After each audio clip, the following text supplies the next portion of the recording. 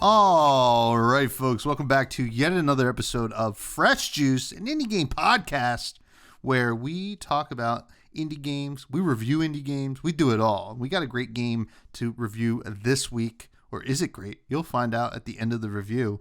We're going to be talking about Pepper Grinder. I'm one of your hosts, Tommy Fresh, and joined as always, it is... Matty Juice. What's up, everybody? Welcome to Fresh Juice. Excited to talk about Pepper Grinder. Is my mic coming through okay, Tommy? Yes. Is everything good? And for a second there, it sounded like you were in a different room, but it's back. Okay. All right. Perfect. Well, and this is no April Fool's joke, all right? Because this is when we're recording it on April Fool's, but this is serious, Tom. Pepper Grinder is real. It's not a joke, and we're going to be talking about it. You got that right. It came out on March 28th anyway. Shout out my sister, her birthday.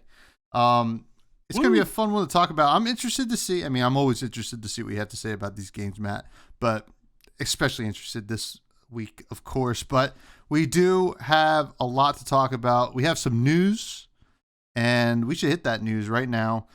First of all, the biggest news always is we have a Fresh Juice Discord. Please check it out. It's a great place to hang out. It's humming. It's buzzing. We're talking about Balatro. We're talking about all kinds of things. We get game wrecks. We get content wrecks, all kinds of fun stuff. Please go Pictures of food, Pictures of food. Bully us. Love seeing it. Sure. There you go. We are a punching bag, folks. You could just bully us all day if you want. But bigger news is we have a giveaway. What is our giveaway? Yeah, so the developers of Astro Duel 2, which I know we talked about last episode in our PAX East recap, were kind enough to send us 5 Steam keys for Astro Duel 2. If you don't know what that is, essentially it is Super Smash Brothers and Asteroids combined, making for an awesome party game. And if you get the Steam version, which luckily is the one that we're giving away, you can use the remote play together function on Steam to actually play not just in the same room, but you can play across the internet with people, which is definitely something that we will be doing in our Discord after we give these keys away. So just a little info about the giveaway in case you're interested. It is live. As you're listening to this, it went live April 3rd at 5 a.m., which is when the episode comes out.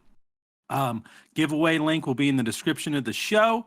There's multiple ways you can enter. Follow us on Twitter, follow us on Instagram, join the Discord. And if you're already doing all this, you can just connect it and it will still count your entries. So a lot of bonus ways to get into the giveaway. There's a tweet that's live now with the link to the giveaway. So be sure to go retweet that, help support the show and the giveaway. And then 3 winners will be announced on Twitter, and 2 of them will be announced in our Discord. So make sure you're in that Discord because we're going to be announcing those 2 in there. And the giveaway will end on April 7th at 12 p.m. Eastern. So you've got a few days to enter. That is the Sunday. So you got the weekend a little bit there to enter the giveaway. But yeah, go do it. Don't hesitate.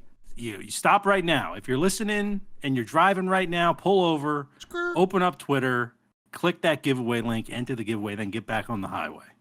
You got that right, folks. This is awesome. We love this game. I've been playing a lot with Lady Fresh. We've been playing against bots. The bots are good.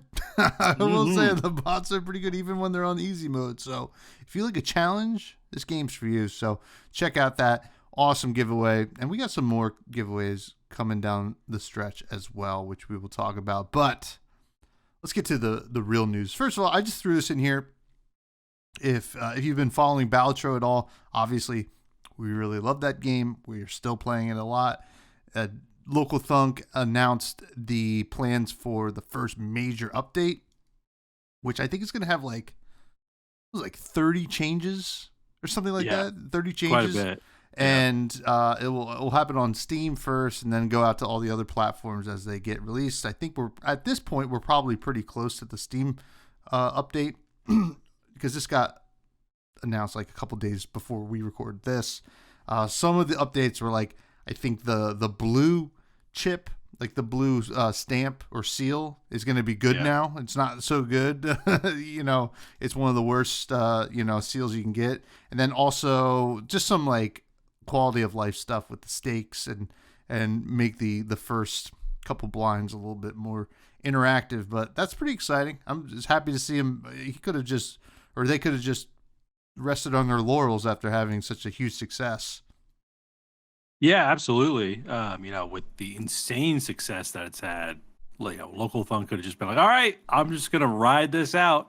But no, he made a Reddit post a few days ago, talking about the update and also just saying that for those people that played the demo for Balatro, I guess before it was fully out, they were used to like a consistent cadence of updates, and he said that's something that like makes Balatro a great game. So, I'm sure we can expect a lot more updates, a lot of meta changes probably with like, what the better deck is or what kind of seals you should be using, things like that, which is awesome. A game like Balatro already has so much content and so many different variants of things that you can do. The fact that Local Thunk he's not afraid to update the game, right? And maybe upset some people if he nerfs something or even upset people for buffing something. So yeah, I'm always in favor of this, and it's just cool that he's still working on it. I'm excited to see. Obviously, the mobile releases for the game as well. Hopefully, this isn't taking too much time away from those because I need them stat. But no, it's awesome to see, especially with the game with this much success. Yeah, it's funny. I saw you like the tweet, but my friend Bryn, who also does some Flesh and Blood stuff, has a band too, and she has her own like really popular Twitter account, and she had this really funny tweet. It's like, "I am from the future. Do not put Balatro on your mobile phones. Trust me." And I tweeted, I was like, "Things have been put in place that cannot be undone," which is just like, we need it. I don't care, naysayer. But we're gonna still be beating this Balatro drum for quite some time now. I found this little thing that you had been pretty privy to. This Screenbound game. They're just like a news article about it. It seemed pretty interesting to me. What's it all about? Yeah, so this is just something that popped up on the Fresh Juice Twitter not long ago. You might have seen us retweet it over there at Fresh Juice Pod. But it's this interesting concept for a game called Screenbound that essentially lets you play in 2D and 3D space at the same time. So you basically are it's kind of a first person view, just to give the listeners a little bit of, the setup here. It's first person view, and you're kind of holding a little Game Boy sort of device. And on the screen of the Game Boy is the 2D experience, but everything outside of the Game Boy is the 3D experience. So it's kind of a platformer. We did reach out to them a while ago when we first noticed it, to just kind of start building that relationship. And they said they didn't even have a level built out yet. So I think this is like super early for this game. And hopefully, they made a lot of progress since then. But it is definitely one of those games that is really cool to look at. And it's kind of got like that appeal, right? That like social media sort of appeal to it, because people just see it and they're like, "This is awesome." I don't know exactly what it is, but it's awesome. So I really hope they can deliver with the game like Screenbound that has so much promise in terms of like the mechanics. But what do you think about this, Tommy? I mean, I think it's going to be a hard game personally, but what are you thinking about this as a whole? Yeah, it's interesting. I mean, I don't think I will play it. To be honest, it looks like it will hurt my head. But I could see like a lot of the younger generation really enjoying it. Like you go on TikTok, like any kind of like video that is being reposted by some account is going to have what the heck is it called? Subway Surfers. Subway Surfers beneath it, or a Family Guy episode or something like that. Which is just like these kids, these iPad kids, they need the stimulation like all the time. So like this is like a game that's like so overstimulating that like it might really resound with the younger player base. Well, we'll see. It's a really cool project, so it's like really kind of cool to follow. And it was just worth mentioning. I was like, whoa, like look at this. This is like pretty wild. So. Yeah, and the funny part too is that like in most of the videos, it's kind of like a Game Boy Color that they're holding. And then the dev released like another clip, and he was like, "Oh, maybe this is an upgrade," and it's like a Game Boy SP. And so I'm just thinking, I think I commented this to them, but I was just like, I don't want to see a DS. Like, don't put. I don't need like three screens. I basically need to look at in total. But yeah, it's a cool concept. I can understand. Yeah, it's definitely more on like the Gen Z side of things of like being able to like tolerate it. I am curious. Like, if they ever came out with a demo, I would definitely try it out. But I do think it is something that like I probably couldn't wrap my head fully around. That's why I think it would be hard for me to Hmm. kind of get through it. But it's a cool idea, though. I love seeing indie devs at least come up with unique ways to like play games. I've never seen this before. Yeah, no, absolutely. And that actually makes me think we're going to see some re-release of the DS where it just shows Subway servers on the bottom while you play a regular game. It's just like, whoa. It's going to be the highest selling Nintendo device ever. Yeah, it's like, you thought the Switch sold well? Yeah. Well, look at this. This is the Subway Surfer U or something Oh like my that. God. Whatever they're gonna That's call what it. they should have done today. April Fools. I know. Oh my God. Release like an attachment to the Switch that goes on the bottom and it just plays Subway Surfers. Yeah. I mean, people would buy it 100%. But Yeah. the next news is a little bit of a downer, but we're gonna follow up with an upper. Always downers before uppers, I think, maybe. But in this case, we're doing that. But there was an article that came out today that the developers of both Slay Spire and Darkest Dungeon had mentioned that the gold rush is over, where Game Pass and others like Epic Game Store, stuff like that, they're not paying for exclusivity of these indie games anymore, which unfortunately it could have been and has been in the past a lot of like capital that these games can get while they're in development to kind of push it through the end of development, right?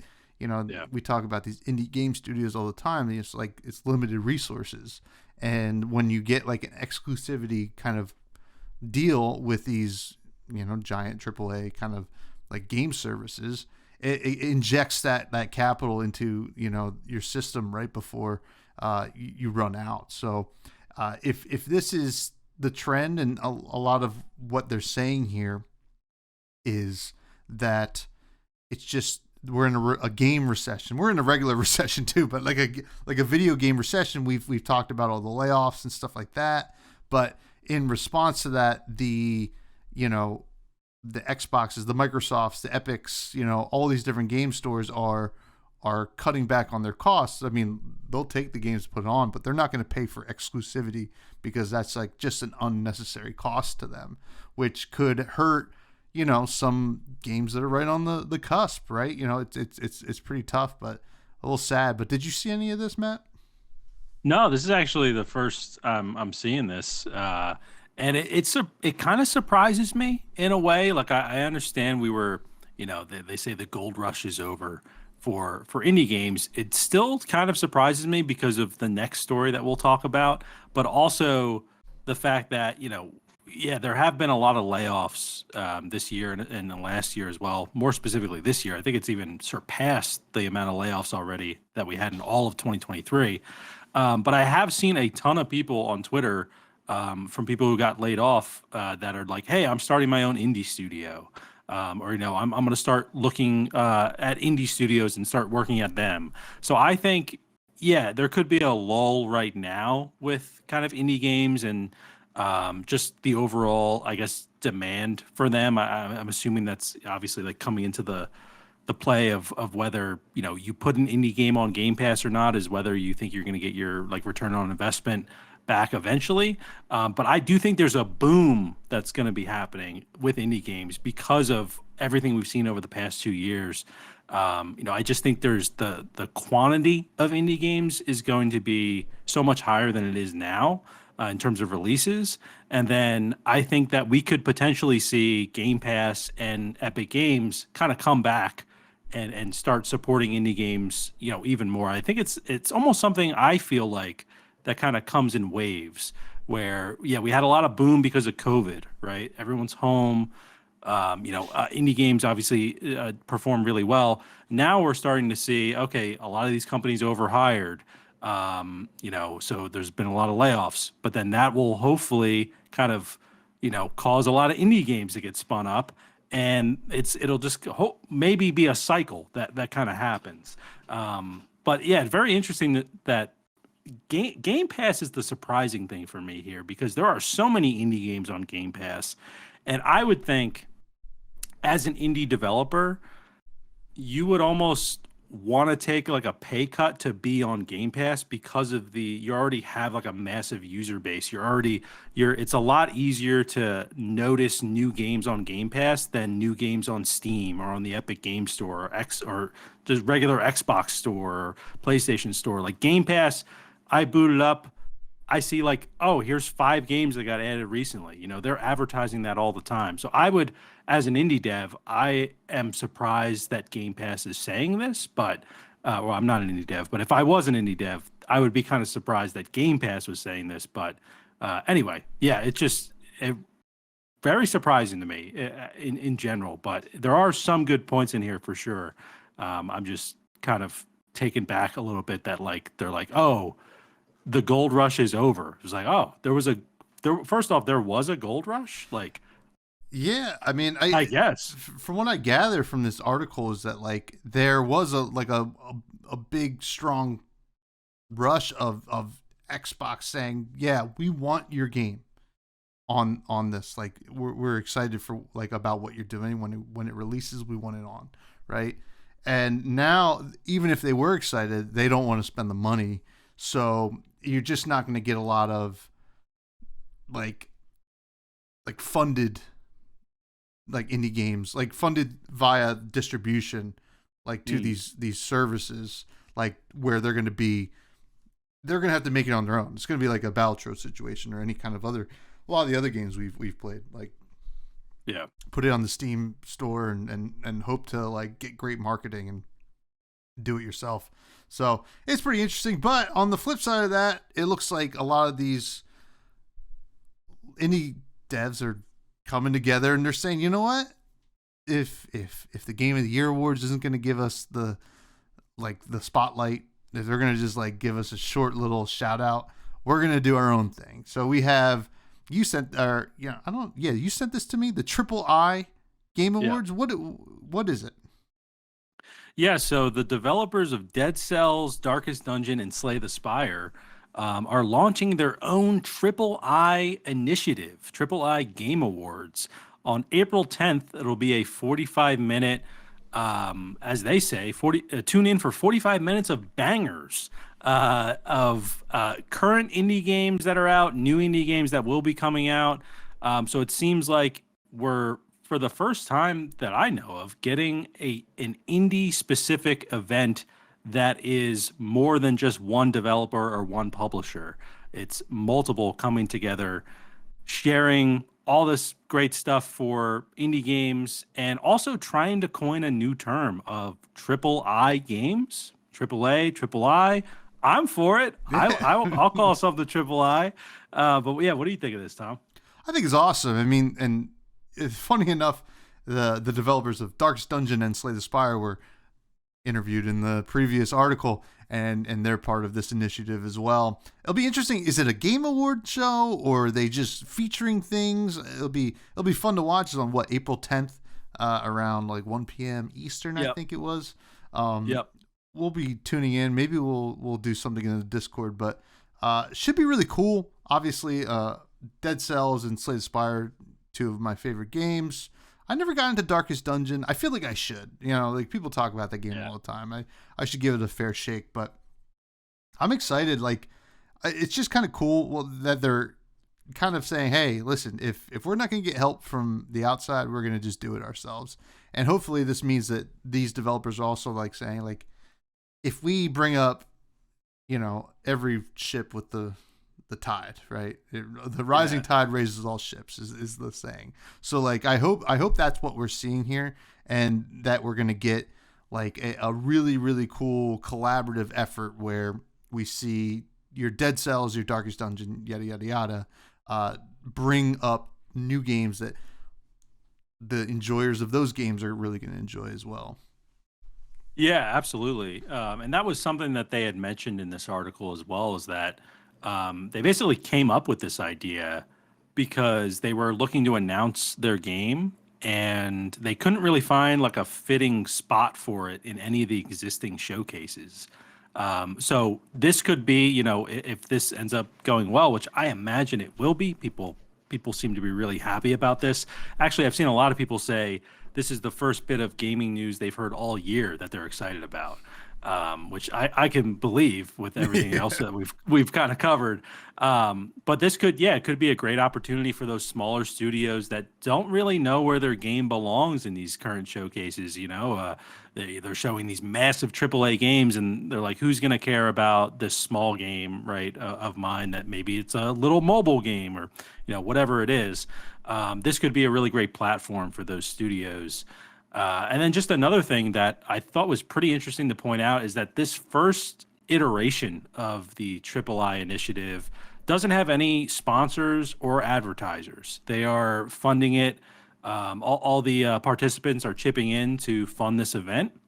I'm sure that'll change in the future, but I know that is a big thing with the Game Awards specifically that people have been kind of more annoyed at, is that it seems like it's more advertising lately than it actually is awards.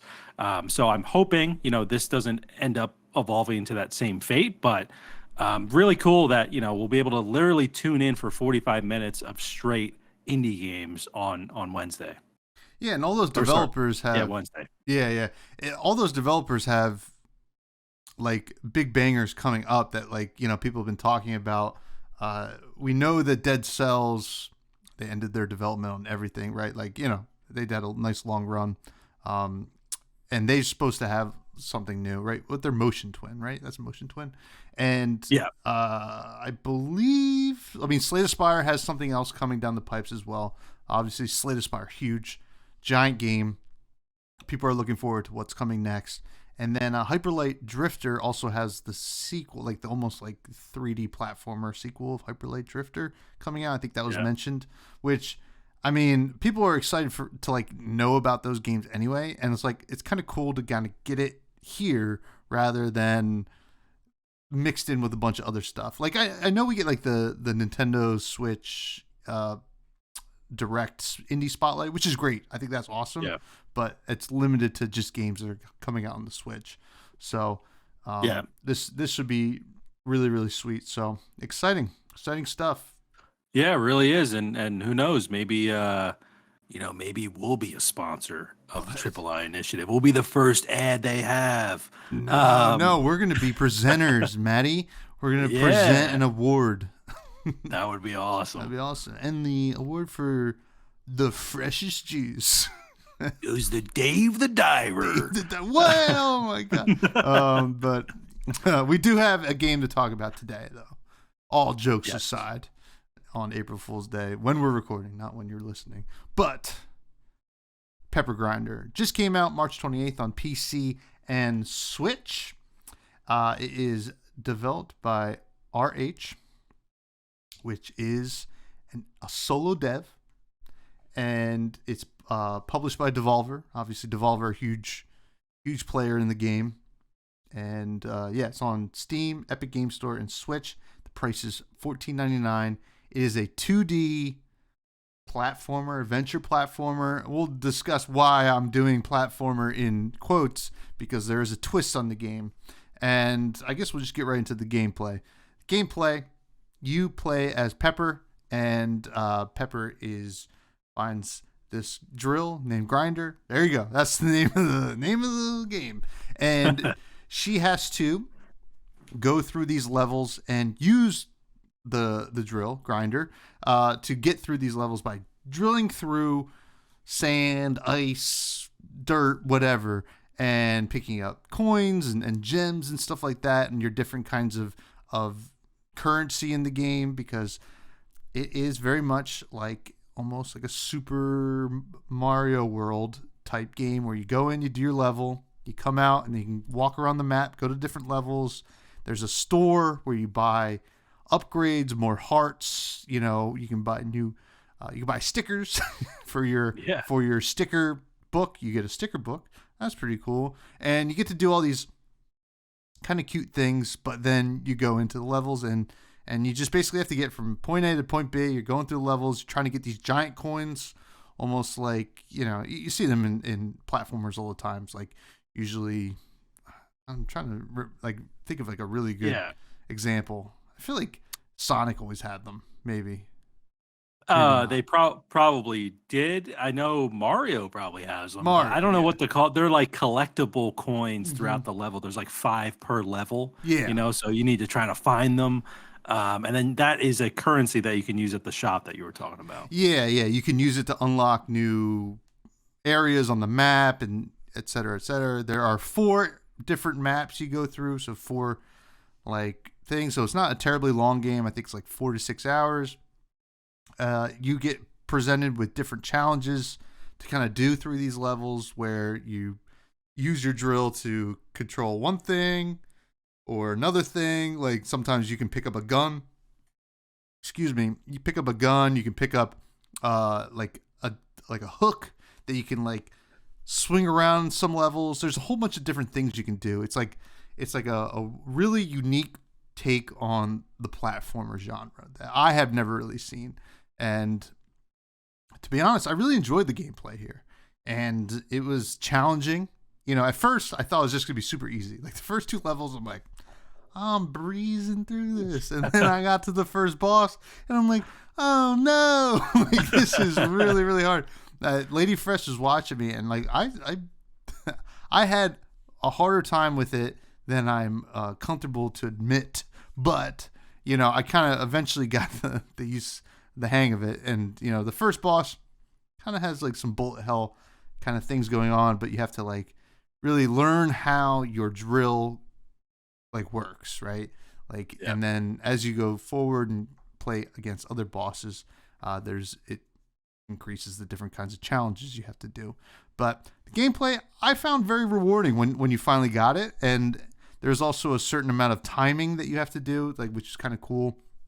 There's also some accessibility stuff here that you can go into the menu. You can even slow down the game. So like if you're having a tough time with timing, I didn't know that until Really? after. Oh my God, that would have been great to know. Yeah, I had no idea. yeah. I just found it. I was doing some research like right before we started, and I was like, oh, I didn't even know that. I didn't even realize. But but that's really cool. Some cool accessibility and like change the different buttons you can use. Obviously, there's button mapping in almost every game, but the game speed thing was kind of interesting. So yeah. But the gameplay Pepper Grinder I thought was very unique, very very refreshing on the platformer genre. But what about you, Manny? Yeah, I agree. You were talking about timing with this game, and for me, I didn't realize like what the pace of each level would be, but it started the more and more I played it, it started to remind me more and more of Sonic, of like kind of that, it's obviously got to go fast. But you don't necessarily really need to in Pepper Grinder in order to like obviously complete the level. Like there are certain things where you want to make sure, like if you're looking for one of those special collectible coins, you might want to slow it down a little bit just to kind of look around. There's a lot of hidden areas that you can find, break down some walls. There might be, some hidden treasures, things like that. So you're not necessarily cruising through the levels like you would be in Sonic, but it does remind me of that pace quite a bit. But yeah, overall, I really enjoyed the gameplay here. Like you said, your drill is almost like a multi-tool, right? You use it to dig, you use it to kill enemies, pick up keys, you use it to swim, and you can even like skip on the water, which is really cool. So all these things that they don't really like tell you, you just kind of have to figure out. You even use it at the end of the level. Think of like for the listeners, like think of like Mario when you complete like a 2D Mario level and you have to hit the flag and it goes up. You kind of have something similar with Pepper Grinder, but you actually have to put the drill into the machine that raises the flag. So I just thought, they didn't have to do something like that, but it was pretty cool. Like I was like, oh, what a neat way to kind of cap off the level is like using your drill to do that. And then yeah, all 4 of the worlds, I did complete the game. I beat it earlier today, actually. I was struggling quite a bit with the 4th world, the level before the final boss. We'll talk about there were some performance issues I was having. We'll talk about that later in the review that I think were the cause of why I couldn't get past it. Could also just be that I was just terrible. And then yeah, the final boss also like was a struggle compared to the other bosses for me. For multiple reasons. I don't want to like spoil everything for anyone who wants to play, but what I will say is just like be patient with the final boss if you go to him, and bring extra health. Yeah. Go to the shop, buy extra health, go in, and you're gonna definitely thank me later. But yeah, overall, I thought the it took a little bit to get used to the way the drill works, pacing of the game. But overall, I thought it was like really satisfying. I thought each world that you went into had a unique look and also some unique mechanics. Like you get to the third world, which is kind of an ice, or sorry, you get to the fourth world, which is kind of like a marsh, sort of like swampy world, and you find a giant like robot that you can actually put your drill into and you control the robot and you break through all the, like you can go through the level normally, or you can choose to go in the robot and literally just destroy like 80% of the level, which I just thought was really cool. Like they didn't have to add something like that in there. Like they give you the option to just complete the level normally if you want to. So there are always these little like neat things that I would find, in each level that kind of made it a little bit more unique, or each world that made it more unique. One thing I will say though, that frustrated the hell out of me are the grapples. Oh, So like yeah. because you have to. I literally wrote in my notes here. I said grapples are dumb. I was like so wonky and not smooth at all.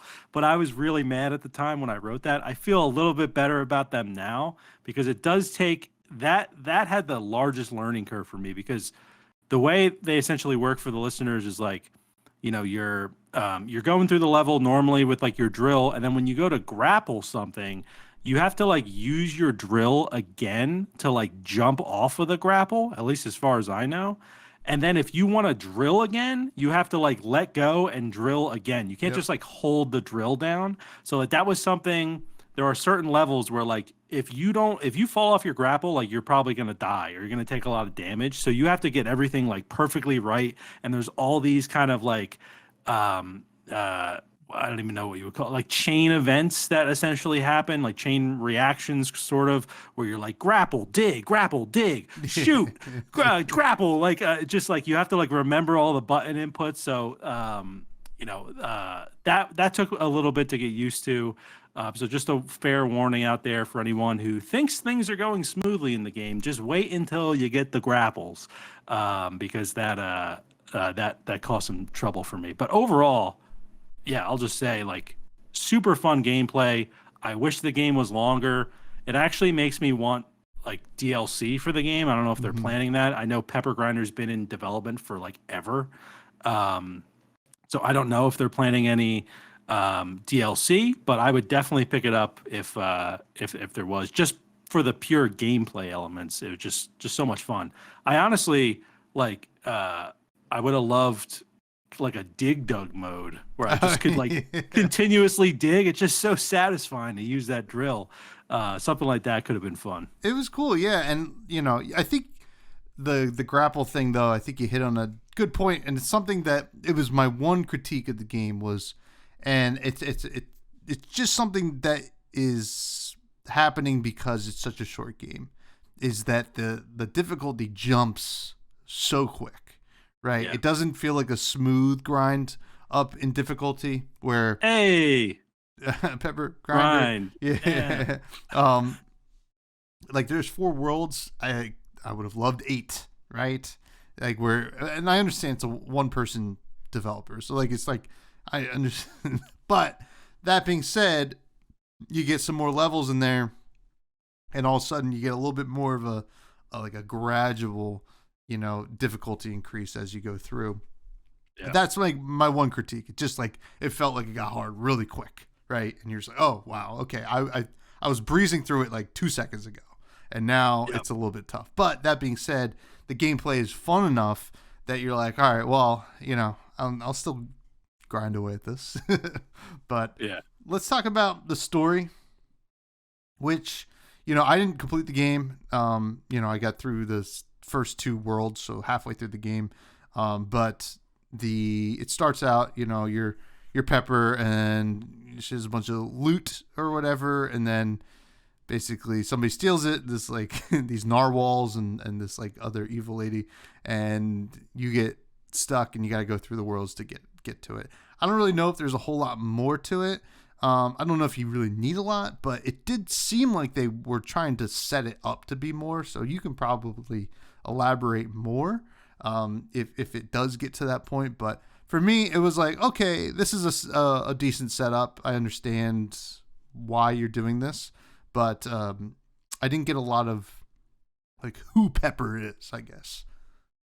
Yeah, there's not a lot of story elements throughout the game. Like honestly, that opening cutscene, where like she gets her chest stolen, and she's obviously going to be looking for her treasure that was stolen, is kind of just sets up the rest of the game like thematically. There's not other really cutscenes other than there are boss fights that kind of have cutscenes, but there's not like dialogue or anything like that. And then after you beat the final boss, you find your treasure and a lot more treasure as well. But that's really it. Like it's just a story that's kind of based on like pirates in a way.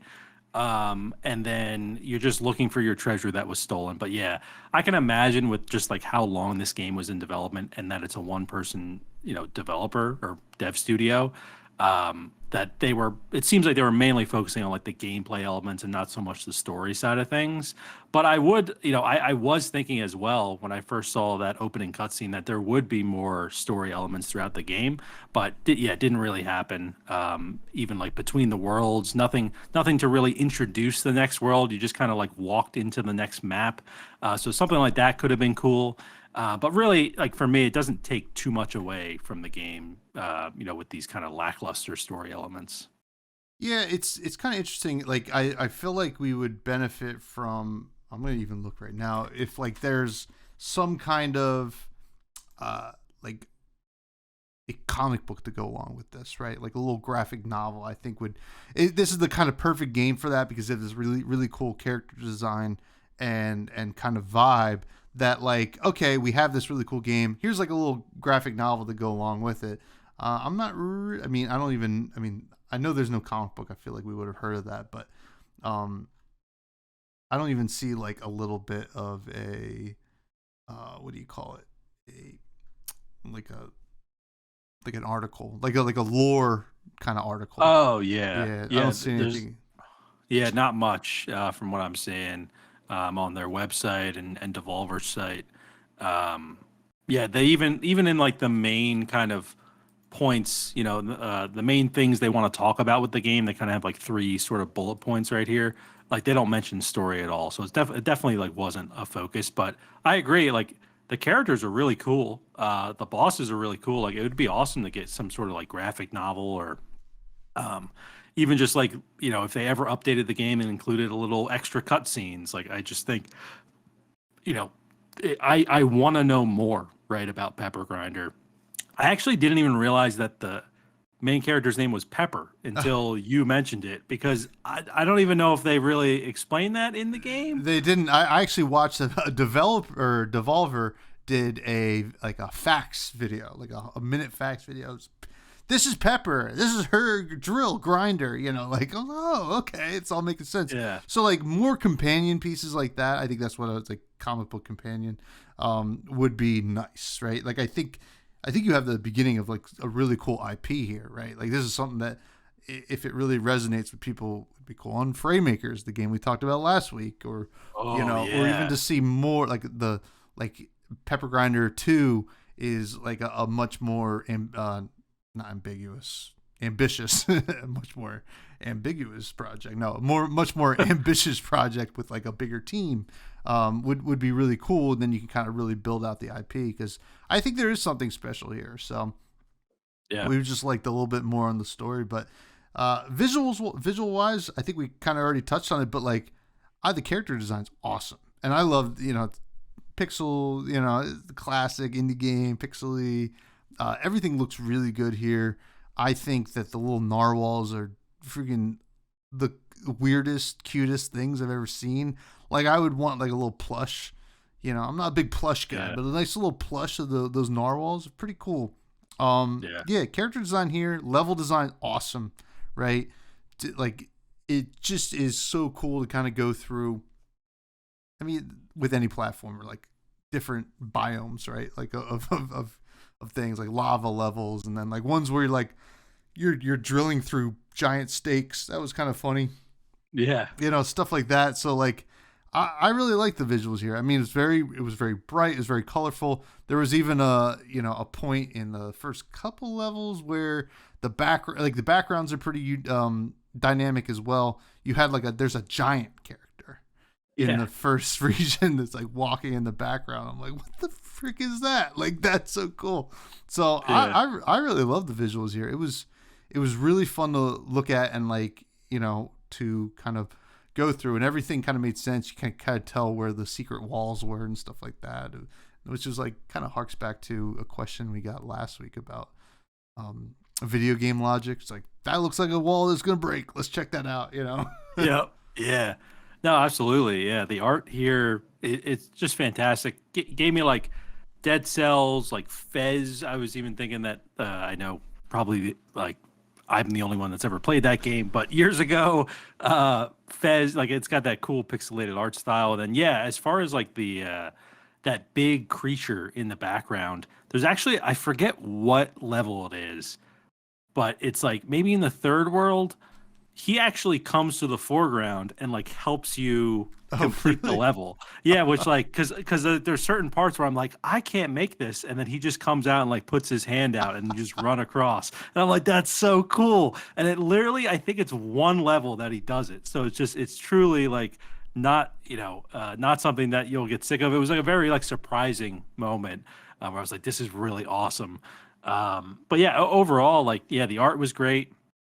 The only kind of critique I have really with the art has to do with like the menus, and maybe this is more on the gameplay side, but like the menus in the shop, I was not clear what I was buying, what it did. I didn't know if there were different.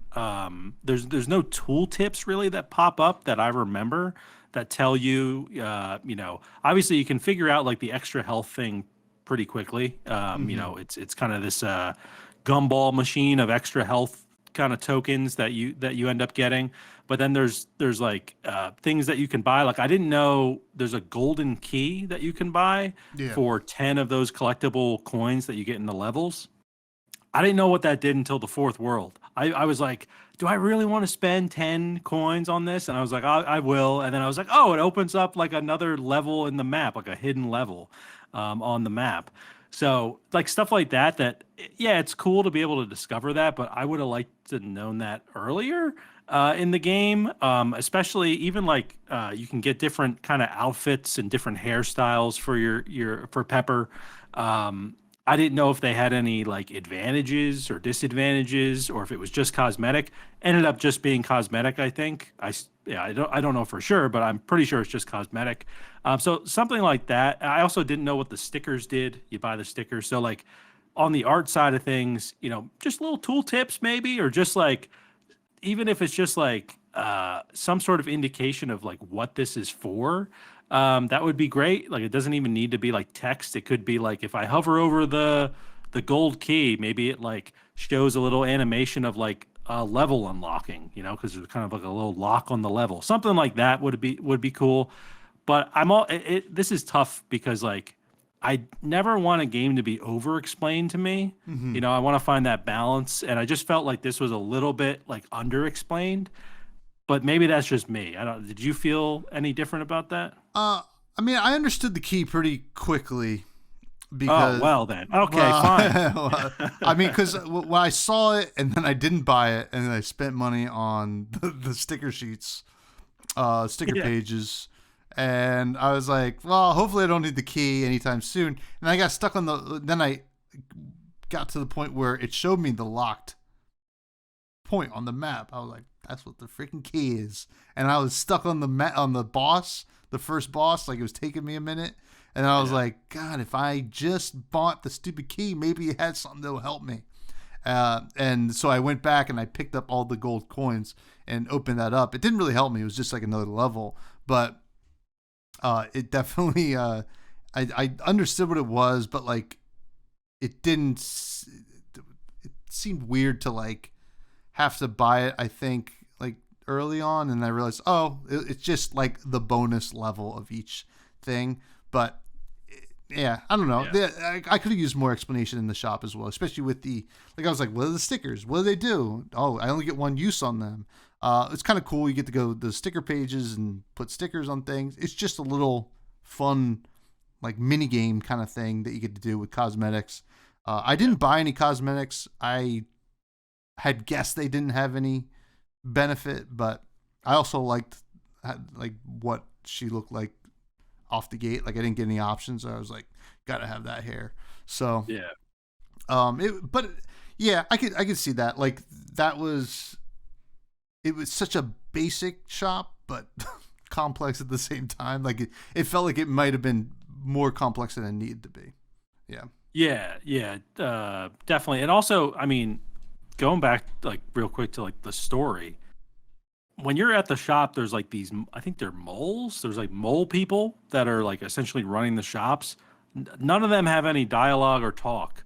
That would be a great time to have little, even just like, hey, come buy something, like Yeah. anything, any sort of like story elements. It could be like you could do it in the shop. That's what I was expecting as I went in there. Didn't end up happening, but anyway, yeah, it's like the art. There's the pros definitely outweigh the cons when it comes to the art for this game, and I think also another really strong point is the sound. So, what did you think of like the music in this game, Oh Tom? my god! Now this is the real star of the show. This soundtrack's awesome. My god, like every single one is a banger. I was like initially I was playing on the TV. It had the sound low because it was like at night, and then like I kind of like looked down at my phone while I was like just checking like a notification, and I just heard like I heard it. I'm like, okay, that sounds pretty awesome. And then I was like, all right, let me see if it's on Spotify or whatever or YouTube. And the soundtrack's on Spotify, and I was just like listening to the bangers, like, damn, this one's awesome. This one's awesome. It's this really cool drum and bass vibe, right? With and it just has this really cool motif going on throughout the game, like the Yeah, like kind of like anime, I guess, maybe like like really like upbeat, like, oh, we're always fighting, we're going fast, like Sonic or whatever. And it was awesome. And I think it's by ZC yeah, XEECEE. Did whoever they are, they did a great job. I love the soundtrack. The sound effects were great too. I mean, the noises that the characters made were funny. The drill, obviously, you're just drilling. You hear a lot of it. So, yeah. um, yeah, I think that, I mean, especially the soundtrack was a huge like win for me. I loved it. I was listening to it the other day in the car. Hell yeah. I knew you were locked into that soundtrack because we have a music channel in our Discord, folks, and like I hadn't even bought Pepper Grinder yet, and Tom's sharing a song in there from Pepper Grinder. I was like, Tom's locked in. He's Yep. loving this soundtrack. No, I totally agree. Like, it really just it fits with the gameplay so nicely. It's such a strong point in the game. Shout out to XEEC ZC maybe. ZC, I don't I know. think. Yeah, perhaps. Yeah, definitely just a killer job on the soundtrack, and yeah, and honestly, it got to the point where like I was just I honestly feel like when I was doing some of the boss battles, I was doing so well because of the music. I was just like I was feeling it, like it just helped so much with like the gameplay. But yeah, overall, I mean, the music was killer. The sound effects were great, like you said. Even there's like certain things in the levels, like you're kind of coming across different elements, right? Like ice and like the marsh, and there's even like these kind of weird jelly things that you end up like drilling into. Everything had like the appropriate sound effects for that, and yeah, overall, I mean, it was just really strong point in the game. But really, that music, I definitely got to get it on Spotify and jam to it at certain points. I think this is the first game since Wizard with a Gun that I've loved the music so much. You Yeah. know, it's been a bit since like it's been at this level for me. So Pepper Grinder definitely nailed it. Yeah, yeah, certainly awesome. Now, unfortunately, performance, I ran into some issues too. You know, you mentioned some. There's just a few points where I think whatever, just there's a lot going on screen, or like you're kind of hitting a interesting part in the level with your drill that it kind of like Yeah. glitches out. So I found myself running into a couple times, especially on the first boss battle, actually, like because I was on that level for quite a bit. I explored every little bit of that level. I'll tell you that much before I beat it. But which is like kind of a shame, but like also I don't know. It's hard to say. Like there's a lot going on in this game and a lot to like take in. So Yeah. it didn't detract from the game experience, but it would have been nice to get a little bit more polish. Yeah, and were you playing on Switch Yeah, I was playing or on Steam? Switch. Okay. Yeah, so I definitely agree. I was playing on Steam actually, and I had similar issues. I know right out of the gate, I didn't really have any issues until the third world. So I don't know if it was like because I progressed that far in the game, like, it was just too much going on. But the third boss for me froze in the corner. And I was like attacking it. It was taking some damage and then it just stopped taking damage. And I tried every which way to try to kill this thing and I couldn't. So I had to restart the stage. And that was like my, I don't know, sixth attempt trying to beat it. And I was just like so frustrated at that point. I was just like, come on, like I was so close. I don't care if I have to cheese it right here because it's frozen, but it still didn't work. So that was an issue. And then really where I started to see the most issues um, was in the fourth world. And I was kind of alluding to this earlier. The level before the final boss, there's like a point where you're taking like an elevator up, and there's a bunch of enemies that are kind of coming out at you, like waves of enemies. And I guess there were just so many enemies. Like I kept getting frame drops as I was going up, and I kept dying.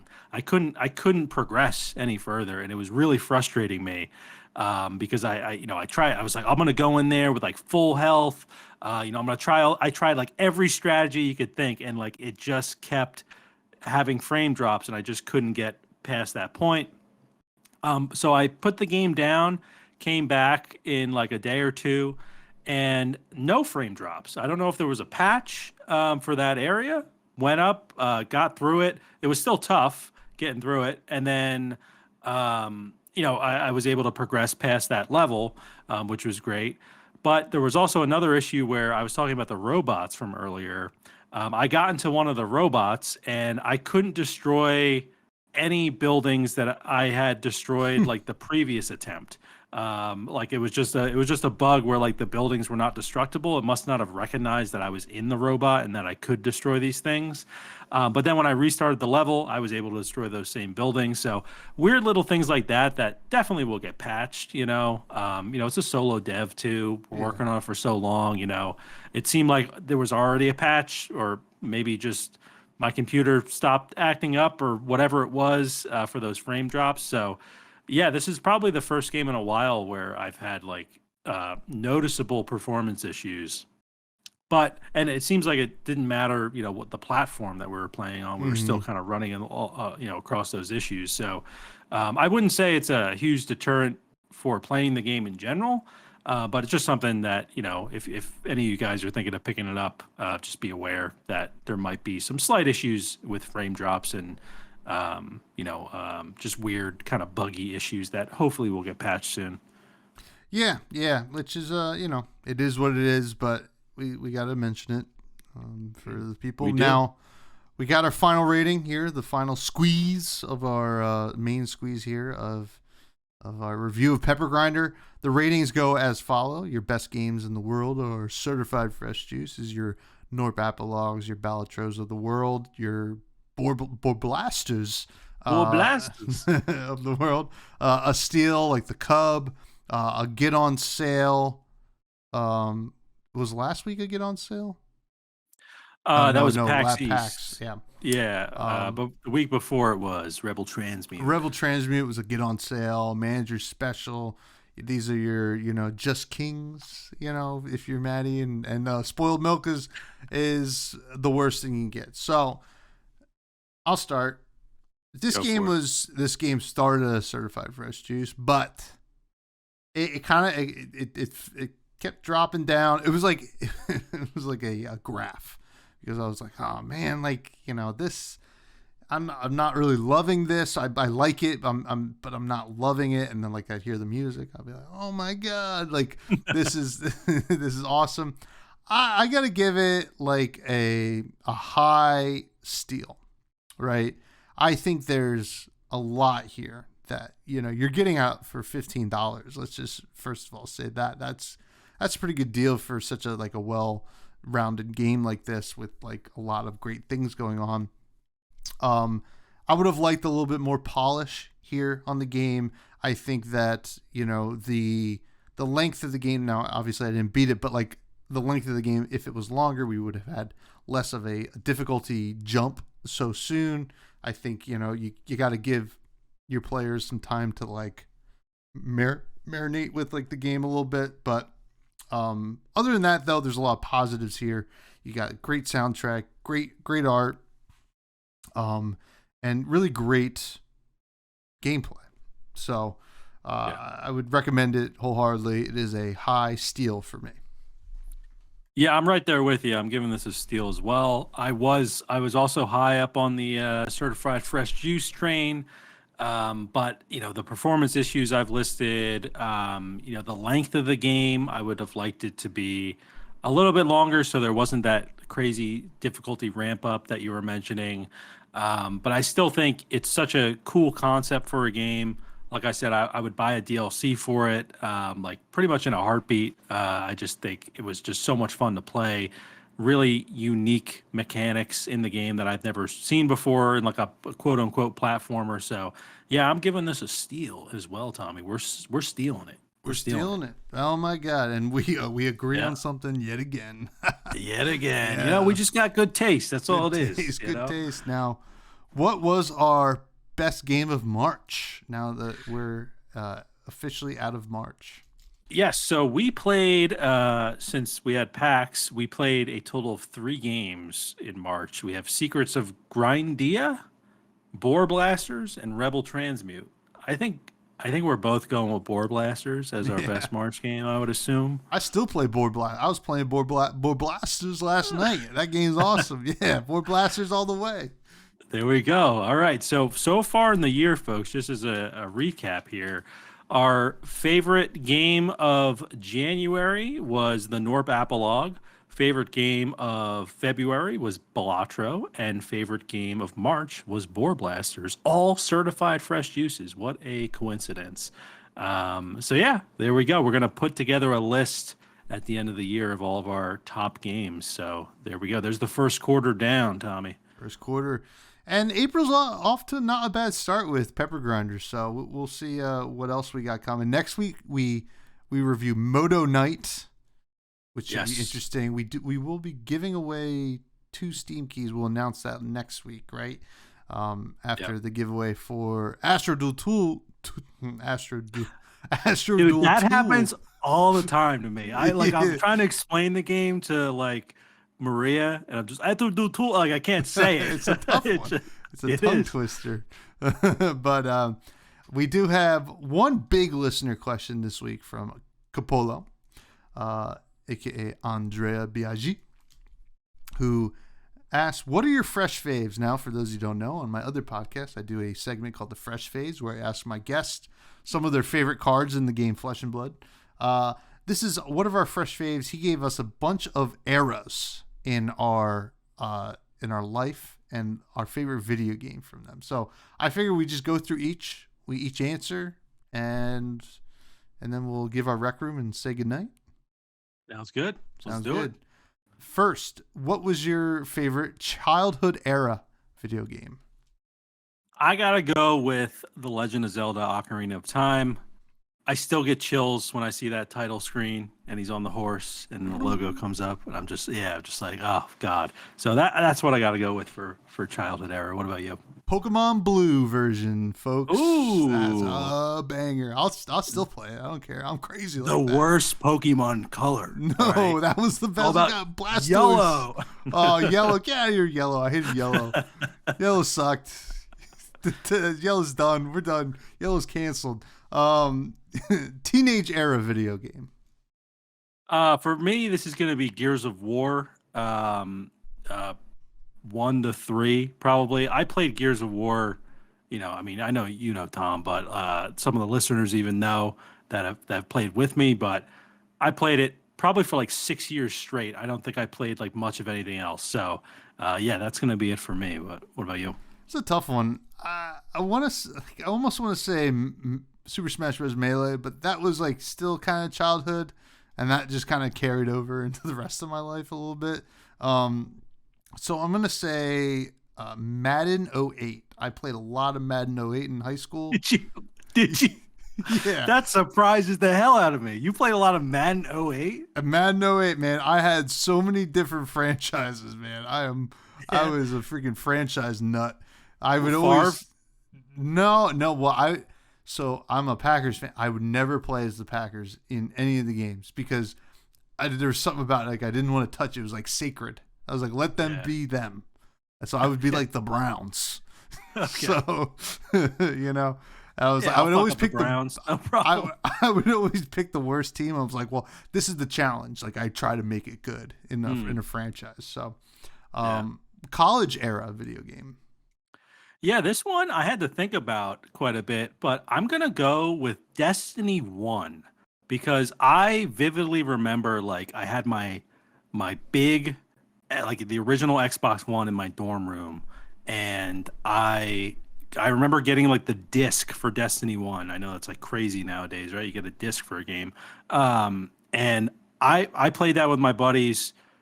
I skipped classes. I was anything Wait, I could what? do to play more. I know. Still graduated. No, but I played so much Destiny 1. I had such a great time playing it. And that was probably the biggest game for me. It was between that and H1Z1 for anyone who remembers H1Z1. I played a lot of that as well. Excuse me, but I think I played more Destiny. What about you? Uh, College era. So I only stayed at college for 1 year, my freshman year. And for whatever reason, like I don't really have like a lot of memories of the video games I played while I was commuting, right? It was just like kind of that was already my adult life, right? I was commuting to school. But I played so much Minecraft Oh at yeah, at school, and that was like I think it was in beta, right? yeah, And I was like, this game is ruining my life, just like college. And I was just like, I was like up all night playing, yeah. and so depressed. But Yeah. it is what it is. That's Those what are the Minecraft days. does, those creepers. Yeah, that was back when like you had to download Minecraft from like their website. It was like the Yeah. Java version, right, or Hmm. whatever. It wasn't even like in a store. Yeah, I remember playing that back in the day. Good times. It was crazy. Your favorite grown-up era video game? So this is like not a single game. I just put down Souls games. I know I've mentioned I love like, Dark Souls, Elden Ring.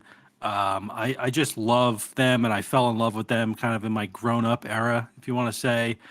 Still love them. Can't wait to play more of them. But yeah, I'm going to go with just Souls games in general. How about you? Oh man, this is a tough one.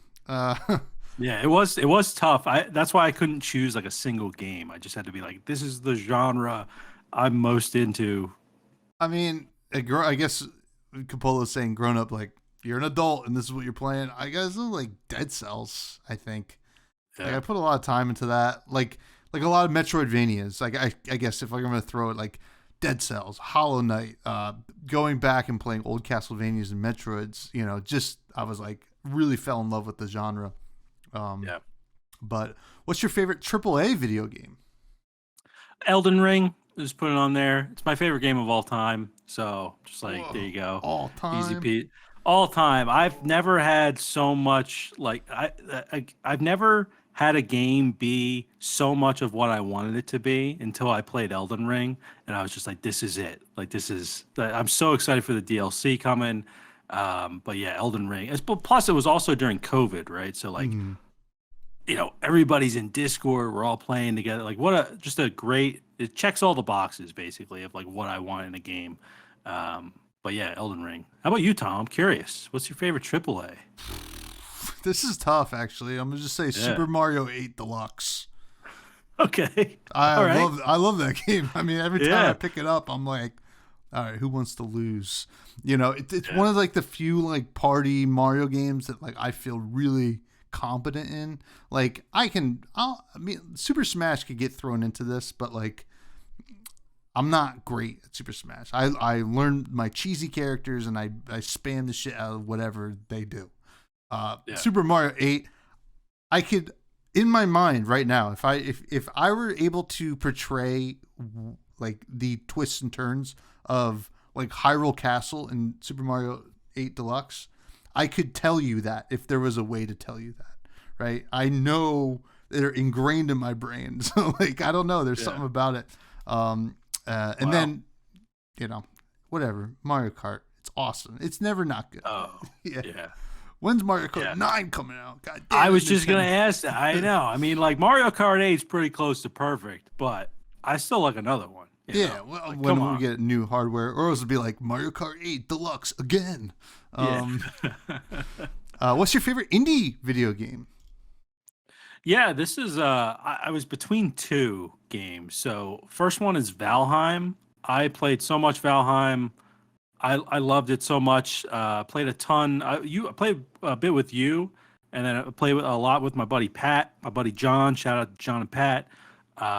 Just had a blast playing it. Really, it's one of those games where like you're like a team of like four or five people just made this game, had no idea how big it would get, and then just blew up, and you're just like, this is awesome. What a great experience. The other game is No Man's Sky. I know technically like they were I don't know if they're like, I guess they are indie, but they have had like I think funding from Sony at some point or another. But just love that game, love that studio. They just came out with their 27th free update for the game that adds a ton of new features. They basically have had the largest redemption arc in gaming ever, where they're came out to basically a complete failure, put their heads down, and years later they've coming out with almost 30 free updates that completely changed the game. So between those two, those are it was hard for me to choose between them, but those are my two favorite indies. What about you? I gotta, well, gosh, it's really, I really want to say Balatro. Yeah, I was thinking that too, but I I, was like, "There's no way. It's too young for me it's to too say young. it's I my can't, I favorite." can't give it the Yeah, crown yet. But I yeah, will say, Lady Fresh is. I mentioned this in the Discord, but Lady Fresh is clowning me for. She's like, "Hey, does the Switch tell you how many hours you put in?" I'm like, "Yeah, let's take a look." It was like already 85 plus hours. I was like, "Yeah."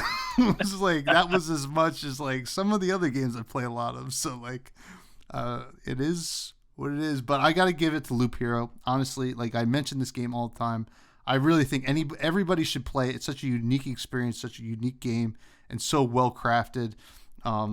Just really love that game. I don't know if we're really ever going to get much more out of it because I know they were Ukraine based, and I there was supposedly going to be some updates, but they got paused by the war over there. But it's such a beautiful game, Loop Hero. yeah. And then finally, I think we might have the same game here. Who knows? Favorite mobile game? Yeah, so I put soon to be Balatro, Yeah. but it is Retro Bowl Yeah. for me. That's my favorite mobile game. I put the most hours into any mobile game. It would be Retro Bowl. Yeah, I gotta say Retro Bowl as well. It though Slay the Spire is pretty close, but like it's like Retro Bowl is a mobile game, right? Like that Yeah, is what it is. Slay the Spire can be anywhere, but yeah, great question, Capolo. You yeah, know, really great. I think if you asked me these same questions, it might change on a different day, but I think that's pretty close to the answers. So Yeah, I feel like especially like favorite indie video game. You ask us a year from now, it could be Balatro, right? It could be something else we haven't even played yet. That's Yeah. what's awesome about it. But yeah, I pretty keep cool. going back to Boar Blasters. So, Well, like, blast. I could be a Boar Blaster head, And, Yeah. who knows? But finally, we got the Rec Room, where we recommend something that perhaps isn't an indie game. And what do you have to recommend for the listeners today? Yeah, so my recommendation is Super Mario Wonder. This is a game that I kind of forgot came out. I had purchased on the Switch, like the eShop, when Tears of the Kingdom came out. They did like a promotion of like spend $100, get 2 game vouchers. So basically, each game, if you bought like Nintendo games, each game would end up being $50 instead of 60. So I bought Tears of the Kingdom with one of the vouchers, and then I just was sitting on the other voucher until the other day. I was in the eShop, and I was like, "Oh, I still have a voucher." Picked up Super Mario Wonder, played a little co-op with the wife, and got through a few levels, and it was a blast. I'm always a big fan of like the 2D Mario games, and Wonder just it's a wonder, like it just. I love the twists it has. You turn into elephants and like having new mechanics and stuff like that. But I'm always a fan of these 2D like Mario games. Like I'll probably always play them at some point. And Super Mario Wonder has been awesome so far. So that is the rec for me. Definitely check it out if you haven't already. Absolutely, absolutely. My recommendation. Oh Oh, my god, my recommendation. It's like the difference between Appalachian Mountains and Appalachian. yeah. Recommendation is the movie *Malignant*, which came out a couple years ago. It's a horror movie, but it's not. Like it is, but it isn't. It's like it is super cheesy, but knows it's cheesy. It starts out almost like a true horror movie, and then you kind of gets a little bit more twisty and turny, and it's almost like a Batman villain kind of origin story. It's not actually a Batman villain origin story, but like if at the end of it was like tune in for the Malignant 2 where he fights Batman, I would be like, yeah, that makes a lot of sense. I was waiting for Batman to show up. Really, really fun, like cool concept, like fun little twists and turns, and like it was like they knew how, like the script was like so self-aware, and like I like when, especially in a horror movie, when like, yeah, this is stupid and cheesy, but like, we gotta keep the plot going. And it's directed by James Wan, who did like The Conjurings and Aquaman. Yeah. So he's got a bunch of different stuff under his belt. But yeah, *Malignant*, and I think it's on Max, HBO Max, if anybody wants to check it out. So Cool. Yeah. Conjurings are great too. I'll definitely have to check this out. Is it like Cabin in the Woodsy, or is it like not? It's not that far? meta, right? Okay, It's more like it's I don't know. It's weird, and Okay. you're like, let's go. You kind of get like an idea of what the twist is, and then like you're kind of close to it, and then you kind of see like this kind of cool thing. Like if you just think of it as like a villain origin story, you're just like, all right, this is pretty awesome. So Cool. Yeah.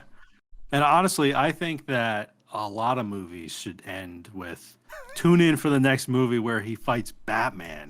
Like imagine that, like at the end of like Barbie, Harry Potter, dude, tune in.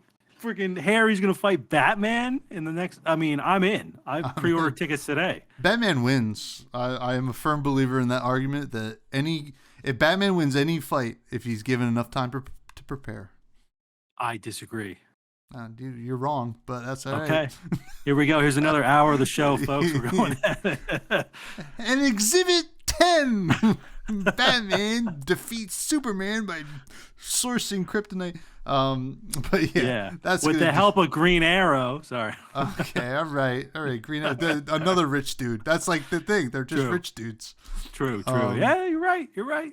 But that's gonna do it for the show, folks. You can find me on Twitter at FreshBloodsPod, where I usually tweet about Flesh and Blood, which is the subject of my other podcast, Fresh and Buds, where I have community members on as guests. I had Cody Williams on this week, who is a local pro in the scene. Very cool dude. And you can continue to find us on all socials as well at Fresh Juice Pod. It's a great place to support us by following and interacting and liking and commenting and all that fun stuff. Maddie's been making some awesome TikToks, so go check them out. Maddie. Yeah, definitely check out, like Tommy said, the Fresh Juice TikToks. I started posting more on Instagram as well. Anything that you see us post, help with that algorithm, would really appreciate it. And then, yeah, if you want to check out my stuff outside the podcast, at Matty Gorm, Gorm, on all the socials. I'm actually going to be streaming this week. So if you're listening to this on the day the episode comes out, tonight I'll be streaming Once Human, which is an indie game, actually. That is a huge, like, kind of MMO, survival-y kind of game, looter shooter, that me and my buddy Pat had a ton of fun playing. We're going to be playing it on Wednesday night and Thursday. Excuse me. Jesus, I'm burping here. Wednesday and Thursday night. So definitely check it out. Well, I'll be on Twitch. I'll be on YouTube. I'll be on all that stuff. I'm streaming it. And feel free to pop in and say what's up. But, yeah, another good app in the books. Another good app. I'm burping here. That's what it sounds like. But, folks, stay fresh, you juice heads. Catch you next week. Moto night.